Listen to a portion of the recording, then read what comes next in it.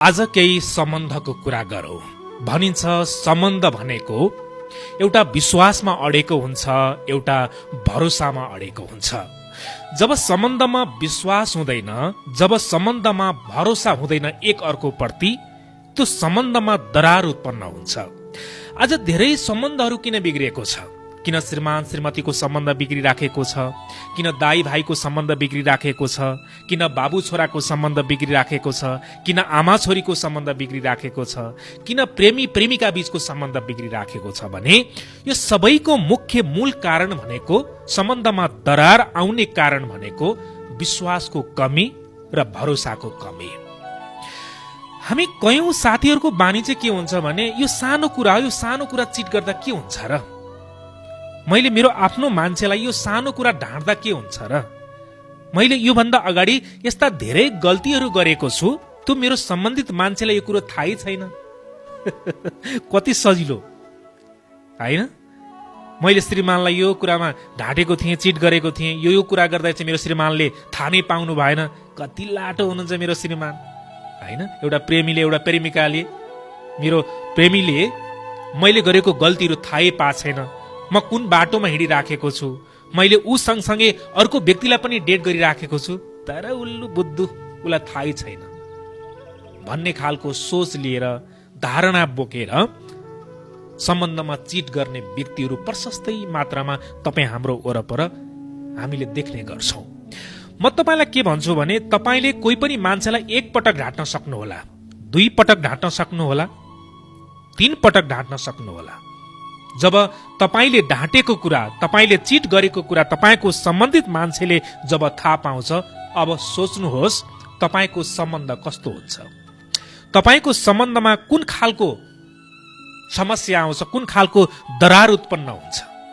आज श्रीमान र श्रीमती बीचको सम्बन्धमा यस्तै भइराखेको छ। किन सम्बन्ध विच्छेद भइराखेको छ त? हैन? किन दिनौं हजारौं संख्यामा सम्बन्धहरू बिग्रिराखेका छन्? एउटा प्रेमीले एउटा प्रेमिकालाई किन छोडेको छ? एउटा प्रेमिकाले प्रेमीलाई किन छोडेको छ?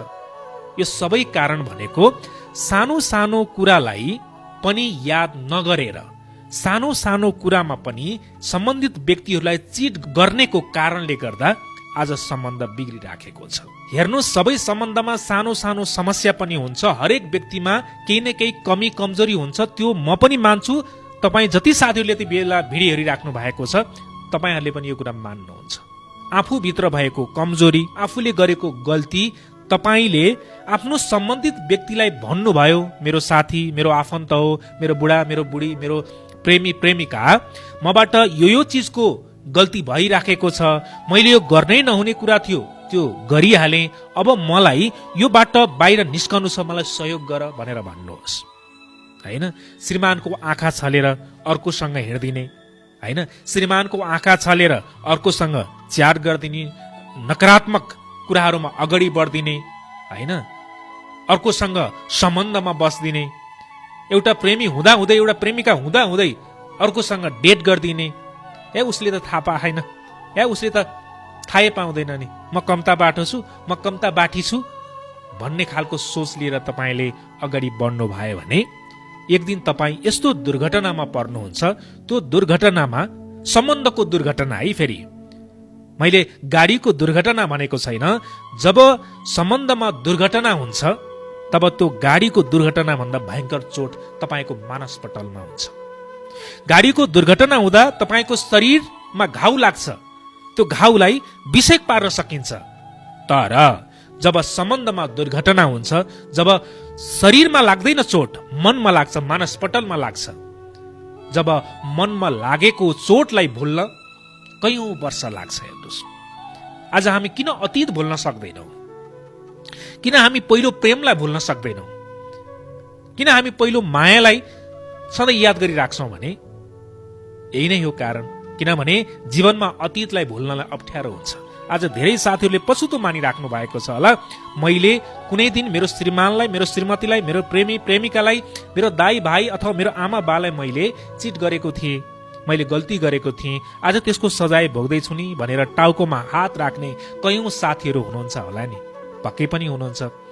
अतीत सम्झी सम्झी अतीतले जब त्यो चोटलाई बल्झाइदिन्छ नि, अरे मुटु दुख्छ हेर्नुहोस्, मनमा ठुलो पीडा पर्छ। त्यसकारणले म तपाईँलाई के भन्छु भने कुनै पनि सम्बन्धमा सानोतिनो फाइदाका लागि, सानोतिनो स्वार्थको लागि कसैलाई पनि धोका दिने काम, विश्वासघात गर्ने काम गर्दै नगर्नुहोस्। विश्वास लिनको लागि कयौं वर्ष लाग्छ, विश्वास गुम्नको लागि एउटा काम नै काफी हुन्छ। विश्वास गुम्ने काम, सम्बन्धमा दरार उत्पन्न हुने काम कहिले पनि नगर्नुहोस्। यो अनुरोध तपाईँलाई गर्दै आजको श्रृङ्खलाबाट अब म बिदा हुनुपर्छ। म दिनौ जस्तो तपाईँसँग यसरी गन्थन मन्थन गरिराखेको हुन्छु। मेरो कुरा तपाईँलाई कस्तो लाग्छ? कति साथीहरूले भन्नुहुन्छ असाध्यै राम्रो लाग्छ, होइन? तपाईँलाई राम्रो लाग्छ, नराम्रो लाग्छ, जस्तो लाग्छ त्यस्तै प्रतिक्रिया दिनलाई नभुल्नुहोला। मलाई तपाईँले युट्युबमा, फेसबुकमा र टिकटकमा यो तीनवटै माध्यमबाट हेर्न अनि सुन्न सक्नुहुनेछ। क्यामेरामा सन्दीप इटनीलाई धन्यवाद दिँदै आजको श्रृङ्खलाबाट म मनोज धमला पनि बिदा हुने अनुमति माग्छु। जाँदा जाँदै म तपाईँलाई फेरि पनि भन्छु, विश्वास जितेर अगाडि बढ्नुहोस्। विश्वासको साथमा, भरोसाको साथमा सम्बन्धलाई अगाडि बढाउनुहोस्। सानो स्वार्थले तपाईँको सम्बन्ध तहस नहस हुन्छ। टुक्रिएको सम्बन्धलाई सम्झिएर, बिछोडिएको व्यक्तिलाई सम्झिएर जीवनमा बाँच्नु बडो कठिन हुन्छ। आजलाई बिदा भए, नमस्कार। रोगीलाई निरोगी बनाउँदै खुसी बाँड्दैछ वैदिक आयुर्वेद सेवा प्रणाली। नाम इनुमया भण्डारी, भरतपुर 12। मेरो ढाड दुखेर हल्न चल्न भएको थियो। वैदिकमा आएर दबाई खाएपछि एकदम ढाड निको भयो। अहिले दुखेको अनुभवै हुँदैन। वैदिक आयुर्वेद सेवा प्रणाली, लायन्स चोक चितवन।